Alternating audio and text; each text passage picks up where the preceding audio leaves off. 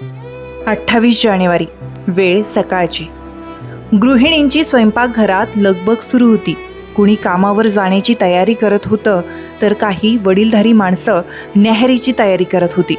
अशातच अजितदादांचं विमान कोसळलं आणि त्यात ते गेले अशी बातमी येऊन धडकली. कुणाला मोबाईलवरून मित्रानं सांगितलं, कुणी TV पाहत असताना त्याला हे समजलं. तसं क्षणभर काळजात धस झालं.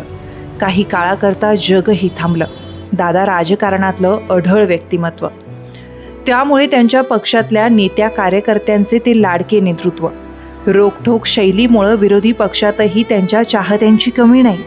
दादांच्या जाण्यानं त्यांच्या पक्षातल्या नेत्या कार्यकर्त्यांचं तर अवसानच गळून गेलं. विरोधकही हळहळले.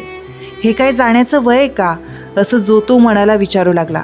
कधी आजारी पडून 2 दिवस दवाखान्यात ॲडमिट न झालेले दादा अचानक जाणं शक्यच नाही, असं काही जण म्हणू लागले. काही जणांच्या डोळ्यातून पाण्याच्या धारा लागल्या. ज्यांचा कधी राजकारणाशी काहीही संबंध आलेला नाही, तो सामान्य माणूसही हबकून गेला. दादांना जाऊन आज बरोबर 1 महिना झालाय. म्हणतात ना, वेळ कुणालाही थांबत नाही. तसंच या महिनाभराच्या काळात पुलाखालून बरंच पाणी वाहून गेलं. सुनेत्राताई राज्याच्या उपमुख्यमंत्री आणि त्यांच्या पक्षाच्या राष्ट्रीय अध्यक्ष झाल्यात.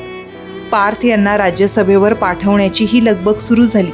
दादा गेल्यानं कुणाचंच काही थांबलेलं नाही. पक्षाचं कामकाज सुरू आहे, तर सरकारही सुरळीत सुरू आहे.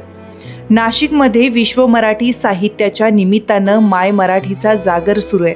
मुख्यमंत्री देवेंद्र फडणवीस तसंच सुनेत्राताई हजेरी लावून गेल्यात. दादांच्या गैरहजेरीतही काळ पुढे चाललाय. पण जे गोरगरिबांच्या बाबतीत घडतं, ते दादांच्याही बाबतीतही तसंच महिनाभरात घडलंय. दादांचं निधन विमान अपघातात झालं खरं, पण सगळ्यांनाच याबाबत शंका आहे. कुणी ब्लॅक बॉक्स गायब होण्यावर प्रश्न उपस्थित करतंय, तर कुणी वैमानिकाच्या मद्यसेवनावर बोलतंय.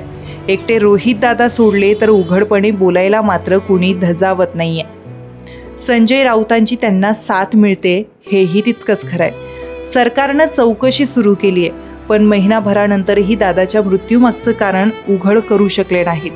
उलट मृत्यूचं कारण शोधण्यासाठी मुळापर्यंत पोहोचू पाहणाऱ्या रोहित दादांच्या प्रयत्नांना एक प्रकारचा मोडताच घातला जातोय. कारण मुंबई पोलिसांनी गुन्हा दाखल करून घेण्यास स्पष्टपणे नकार दिला, तर बारामतीतही रोहित दादांना झगडावं लागलं.